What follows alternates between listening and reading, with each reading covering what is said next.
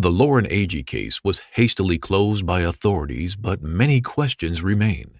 Come behind the curtain with private investigator Sheila Wysocki as she uncovers the truth about what happened to Lauren. This is Without Warning. Warning: the following episode contains details about sexual violence and elements that are graphic in nature.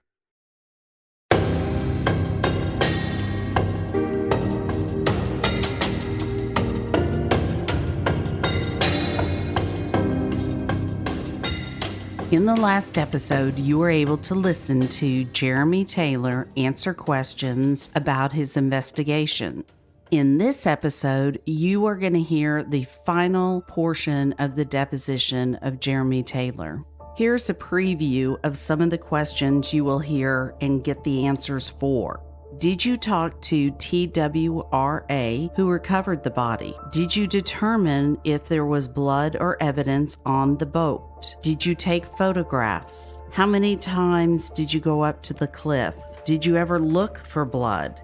If you later learned Lauren had hemorrhaging in her throat, would you have taken steps to investigate? When did you come to the conclusion Lauren Agee's death was accidental? Did you tell witnesses not to cooperate with the family? Listen for the recurring theme of the lead investigator of Lauren Agee's case. I don't remember, I wasn't there. Let's listen to Jeremy Taylor's deposition. The time is 12:36 p.m. and we are officially back on the record. Okay, Mr. Taylor. You understand you're still under oath? Yes, sir. Okay. We're going to go back and sort of touch on a few things. Did you know that there were some off-duty police officers who were at the scene on the evening of Lauren's death? Yes. What were their names? I don't know.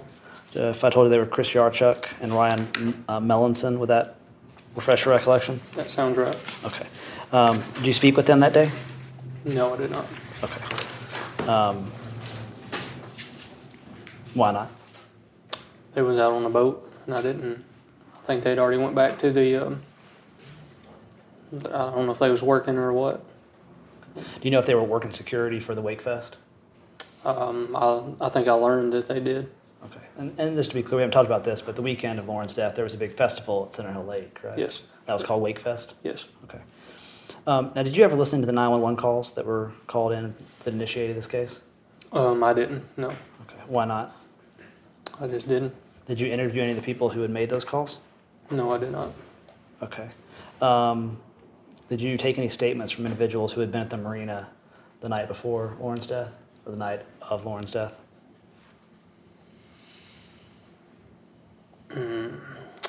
I don't recall if I did or not. Sitting here today, do you know when she was last seen alive? No, I don't. Okay. Did you Not that I recall, I don't. Did you do anything to reconstruct what she had done the day before her death? I know I talked with her friends, and I talked with people that was down there. I don't know if it was like the day before, like I said, but I don't recall. Do you recall who those people were that you spoke with? No, I don't. Okay. Now, you understand Center Hill Lake, there can be houseboats who are situated around the lake at different places, correct? Yes. And there were houseboats, were there not, that were somewhat near this campsite that the individual's been at? There was at the dock. Yeah. Did you do anything to talk to them about what they may have seen the evening of Lauren's death? No, I didn't. Okay. Why not? I just didn't. Okay. Now, an individual you're investigating for a case asserts the Fifth Amendment, says they don't want to talk to you. Mm-hmm. Does that generally arouse your suspicion or not? Not always. It could. Okay. Now, the individuals you spoke with that night, Aaron Lilly, Chris Stout, Hannah Palmer, you had some interaction. You saw them even though you didn't interview them that night? You did see them? I believe I've seen them, yes. Okay. Were any of them appear to be under the influence of drugs or alcohol? I didn't interact with them that close. Okay. So they could have been, you could have not, you just don't know? I just don't know. Okay. Do you know who Brooks Graham Bell is? Other than this, I don't know him personally, no. Okay. How did you come in contact with him in the course of this case? Just him being there, And he was there that night when the body was found? Or that afternoon, I guess? I guess, yeah. Okay. Do you know why he did not give a written statement? I don't. Okay. Did you eventually interview him? Yes. Do you know who Chris Brown is? What you said? Oh, I'm sorry. You said Brick Scrambarrow? Yeah. I was thinking of Christopher Stout for some reason. The one in Murfreesboro.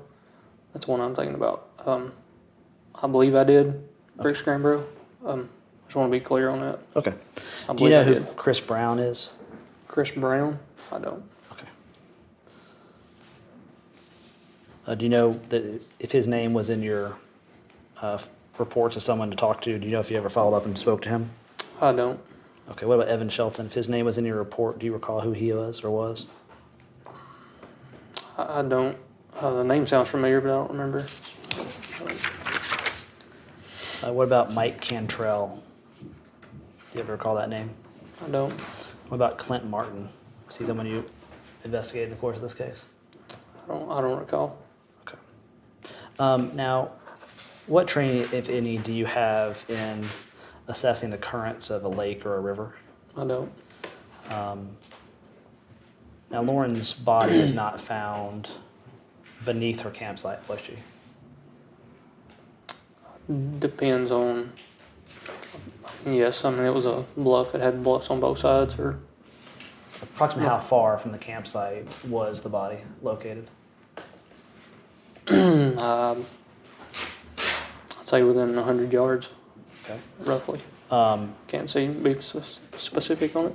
Now, you understand that bodies of water, even lakes, can have currents that flow through them? Yes.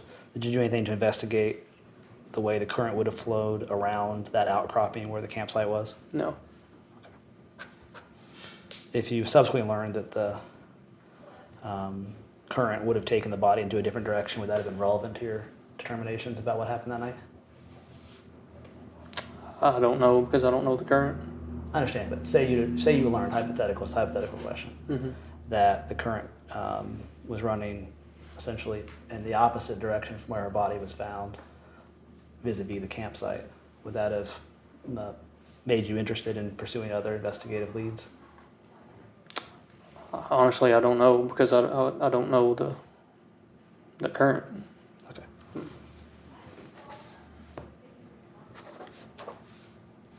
And did you ever speak to anybody from the TWRA about this case in the course of your investigation?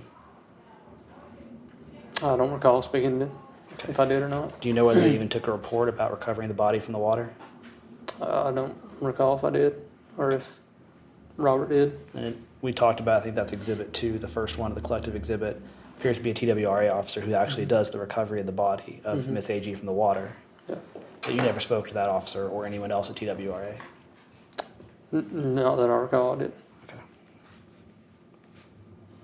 Do you know whether the individuals that we've been talking about today, Miss Agee, Miss Palmer, Mr. Stout, or Mr. Lilly, had any boats or canoes on the water?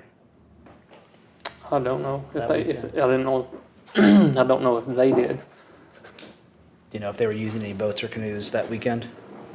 I heard they was out on a boat. Obviously, they was there for Wake Fest, so they was on some sort of boat. Did you ever see the boat they were using? I did. Never determined whether there'd been any blood or other physical evidence on that boat? I didn't. Did you go back to the campsite after that first evening?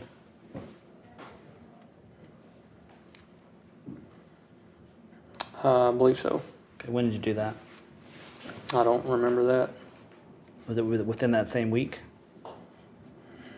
I don't remember if it was that same week or Why did you go back?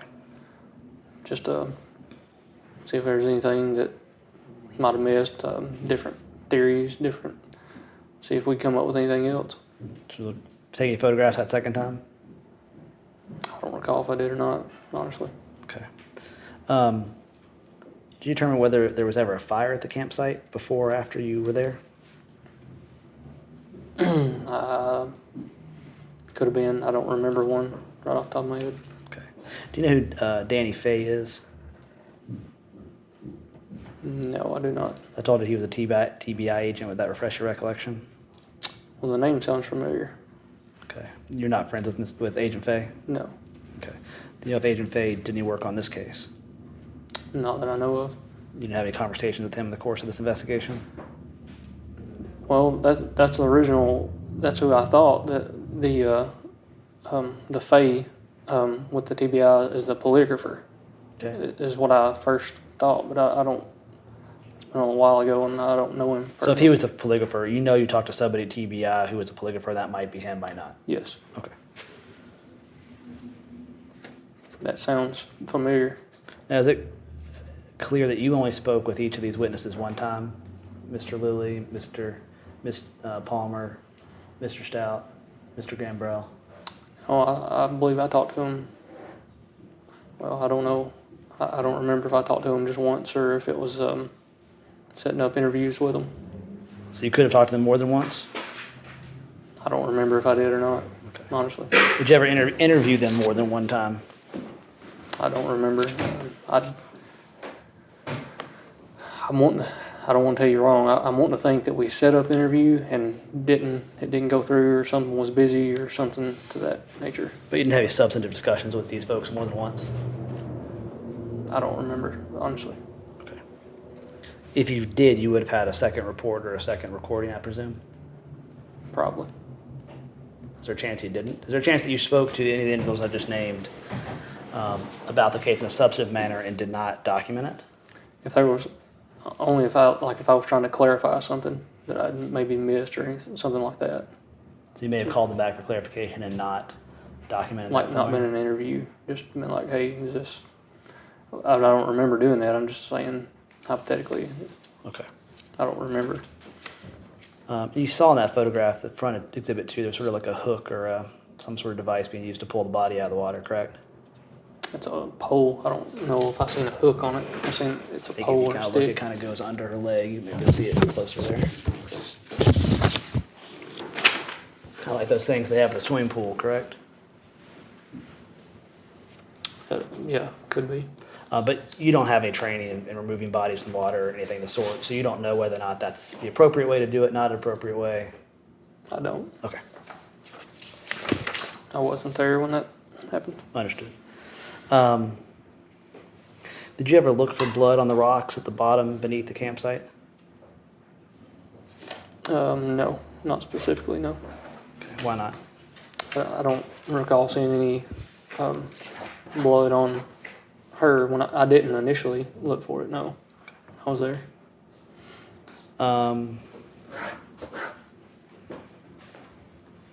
Do you know if TBI did any investigation at all in this case? I don't know what they done. I can't speak for the TBI. You have no awareness they may have done the investigation? I'm sorry, what did you say? You have no awareness if they've done any No, investigation? I don't. Okay. And they could have reviewed it or something. I don't know. Sure. Now, when you record a witness in an interview, it becomes part of the official case file, correct? I'm sorry. When you record a witness interview, that recording becomes a part of the official case file, correct? Yes, I would imagine. Okay. Now, at some point in this case, did you interview a woman by the name of Cassie Franks? That name sounds familiar. Okay. Do you Probably. recall sitting down with her for a couple hours and recording that interview? I don't recall.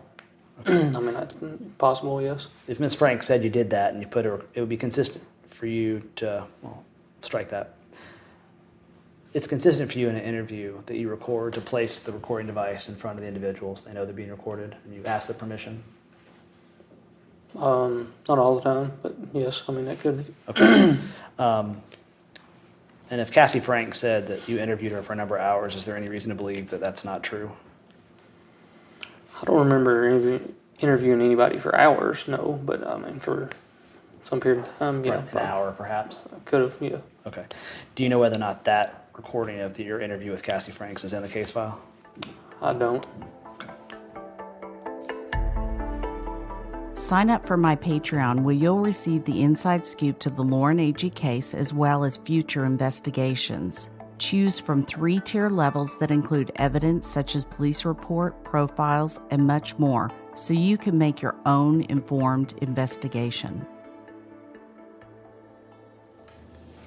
Now, am I correct that you did not do any sort of criminal background check on any of these individuals you interviewed in connection with this case? I don't think I did initially. I'm not saying I didn't at all. Okay. I don't remember.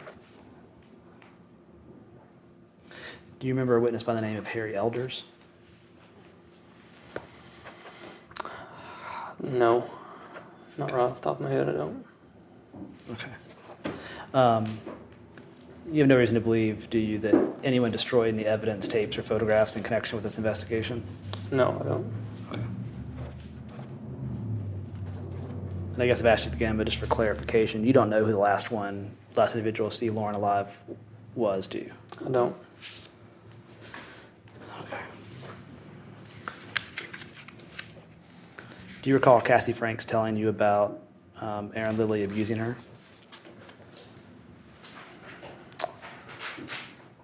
If Cassie Franks is her ex-boyfriend or his ex-girlfriend? Yes. Okay, yes. So I'll ask it that way. Did you sit down and do an interview with Aaron Lilly's ex-girlfriend? I believe that was correct. Okay. I don't remember her name. What do you recall that she told you about Mr. Lilly? I think they had gotten in it, and the best I remember, that they had gotten in an incident, and I don't remember if they got arrested or if the police showed up. I don't remember exactly what that was. Okay. But you But do it was recall her an telling you incident. about some sort of incidents? Yes. Okay. Did those incidents raise your suspicion at all about Aaron Lilly's involvement in this case? Not initially, from what I found, no. Okay.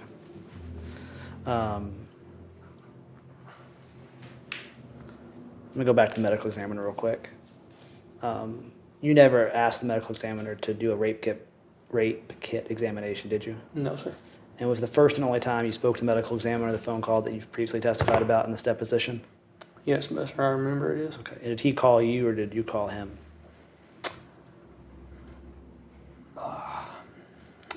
I don't remember. I honestly don't remember. Okay. I mean, he could have called me and I called him back. I honestly don't remember. And is the medical examiner you spoke to a man or a woman? It was a man. Okay. Now, if you later learned that Lauren had hemorrhaging within her throat that could be consistent with choking, would you have taken any additional steps to investigate that? It's possible. Okay. Now, you never got a dive person out to the scene that day, correct? A dive person? Yeah, underwater investigator. No, sir, I You didn't. understand there's sometimes late cases where things are found in the water or they need to look for Yes, something. sir. Okay. That was never done in this case, correct? No, sir. Okay. Why not? I didn't. I just didn't. Okay. Do you know who Nick Dunn is? I do not. Is Nick Dunn an investigator with the Sheriff's Department? With our sheriff's department? With the Cobb County Sheriff? Okay. Was he with TBI? I don't know who Nick Dunn is. Okay. What about Joe Fortner? He is a TWRA agent. Okay. Do you know if he was on the scene when Lauren's body was recovered? I do not. He could have been. He works for TWRA. I don't. Do you know the suppose name it's- Mike Dozier? No, not right off the top of my head. I don't. Okay. Now, just to be clear, when you never met with the investigator for General Dunaway after you were fired, correct? I wasn't fired. I'm sorry, after you left the department, after you resigned. No, I haven't met with anybody about this. So the last contact you had with Sheriff Ray about this case, well, strike that because we talked about Sheriff Ray. I'll ask it this way. The last contact you had with General Dunaway's office about this case was at least before April 2016 when you were still working for the Sheriff's Department. Best I remember, I don't recall a conversation after that. Okay, with him or any investigator working for him. Not that I recall, no. Okay. Best I can remember, I don't. When did you come to your conclusion that the manner of death was accidental for Lauren Agee? When I didn't have any other leads or any any form of foul play that I perceived to be foul play. But do you remember approximately time period when that was? Was it I don't. A month or two later? No, sir, I don't. Okay. Do you remember when you closed the case? I don't. You wrote an investigative report, did you not? Yes, sir. Would you have done that at the conclusion of the case? Yes. I'm going to show what's going to be marked as Exhibit 3. 4. Providing copies to opposing counsel. You got a sticker for me?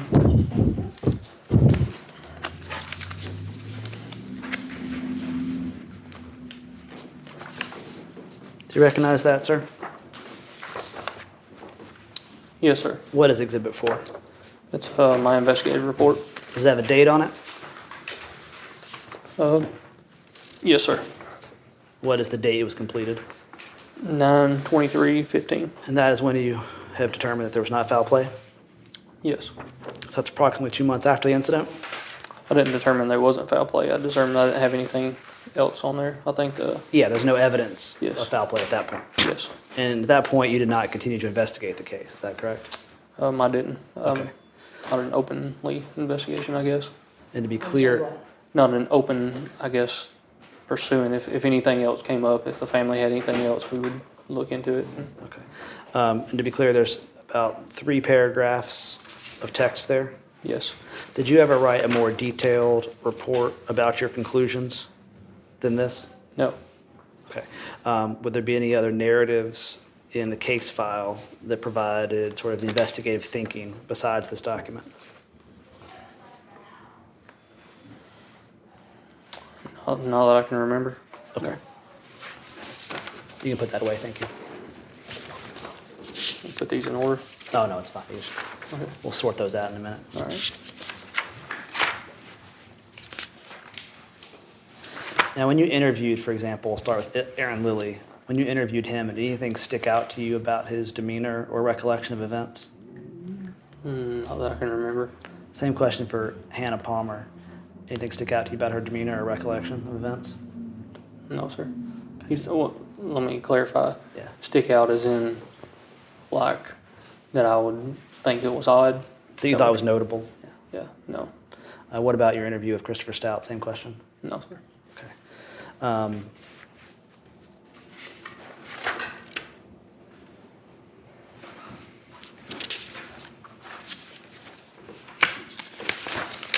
Now, you said that you did not speak with Aaron Lilly again after you interviewed him formally. Is that correct?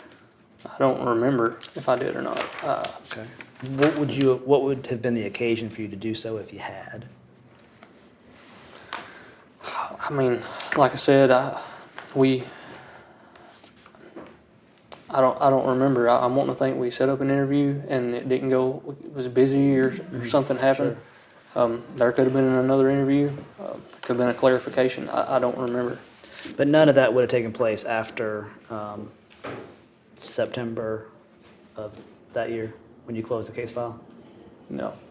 Okay. No. So the best recollection, think you would so. have had no subsequent conversations with Aaron Lilly after 9/23/2015? No, sir. Okay. He's not somebody you would have talked to on the cell phone or text message?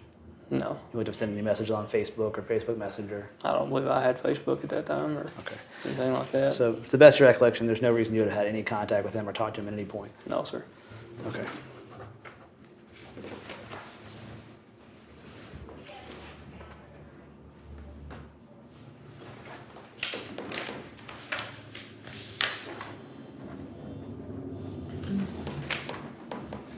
Give me 1 minute, see if we have any final questions for you. Okay.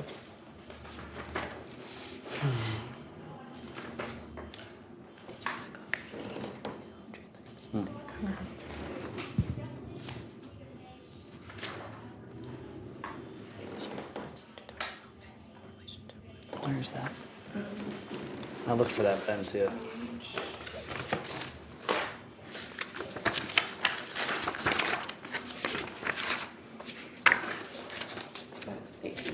Oh, I see.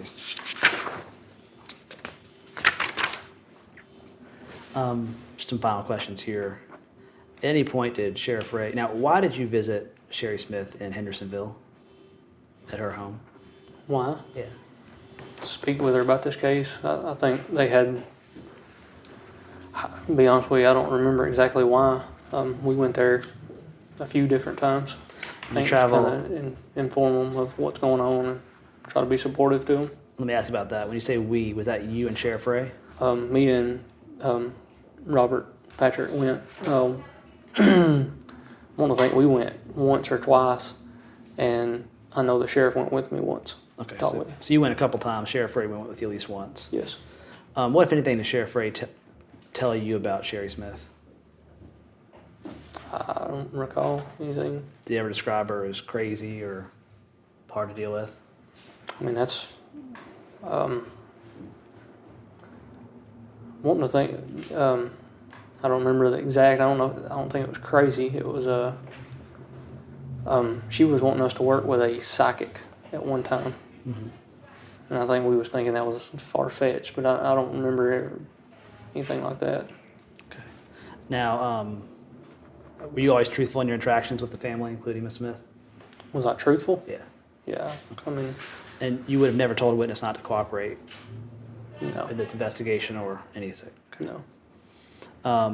And visiting the family, that was done in the normal course, as you said, is to give updates to the family? Well, I mean, I think we would talk with them and things, and we would, I guess, try to be supportive to them and let them know what's going on, because I know they was concerned, and try to, I don't know, ease their mind, I guess, if you would say. In the early days, her contact was pretty consistent. She contacted you pretty regularly? Yeah, we talked, I guess, pretty regular. Daily? No, I wouldn't say daily. A couple times a week at least?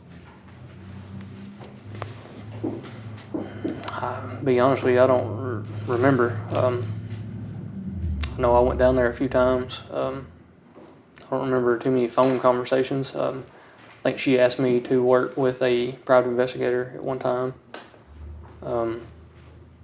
And I don't think she liked the fact that I didn't.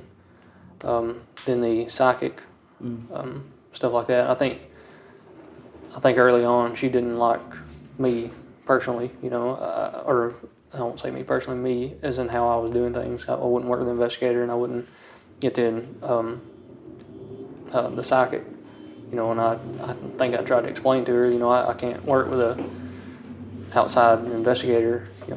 They're not bound by the law when, because if something leaks out, then I want to know who that is. If I'm doing something and somebody gets out, the more people that's involved, the more it's going to get out there. And so did you tell Ms. Smith instead to contact you with any sort of leads during the course of the investigation that she developed? Yeah. And did she do that on occasion? She did. So. Did she send you emails? I don't remember any emails. I'm not saying no, but it's possible. Okay.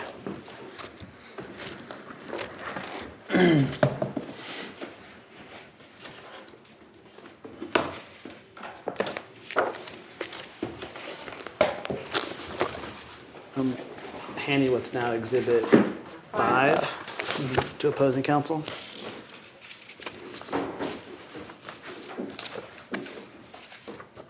Okay. Got a sticker.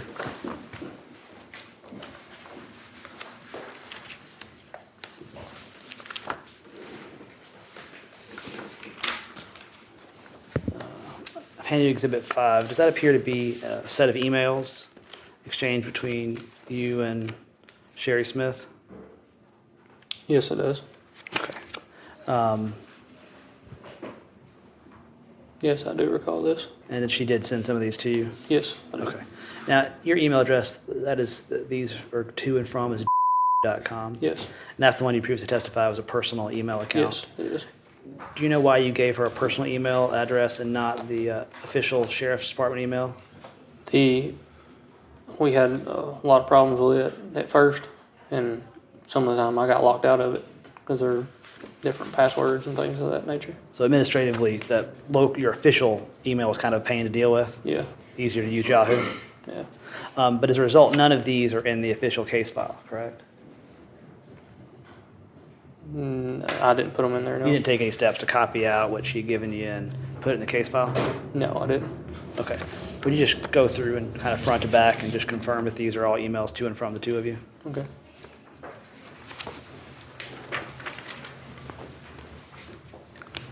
And while you do that, I'm going to step outside. Okay. Yeah, it's like 2 minutes. Just let me look at it. Probably 2 minutes now. Time is 1:04 p.m. and we are currently off the record. Time is 1:12 p.m. and we are officially back on the record. Thank you, Mr. Taylor. Do you understand you're still under oath? Yes, sir.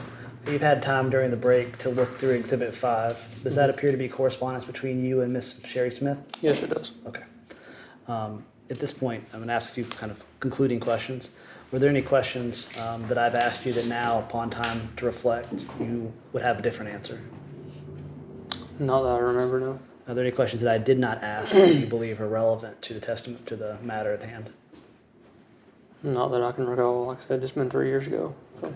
Anything else you'd like to clarify about this matter on the record while you have time? About the whole case? Yes, sir. No, I don't think so. Then I have nothing further from Ms. Smith. Any other counsel? I'll turn it over to y'all. No, sir. I have no questions. No questions. All right. This concludes the video deposition of Jeremy Taylor. The time is 1:14 p.m.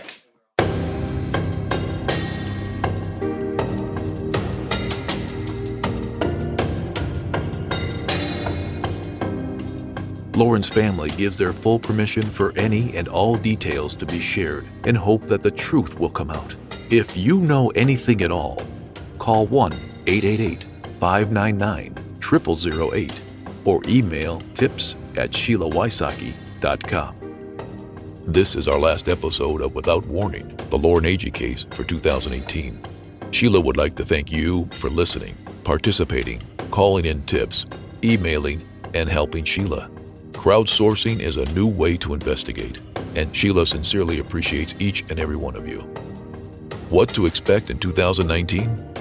DEA, FBI, profilers, dental experts, water experts, medical examiner experts, and statement analysis experts. Sheila is bringing out the big guns. She will break down this case to the most minute details. Then you can decide whether Lauren Agee received the proper investigation that she deserved. In 2019, our schedule will change. We'll be coming out only twice a month on Thursdays, so please keep up on social media and continue to interact, and we'll post announcements there.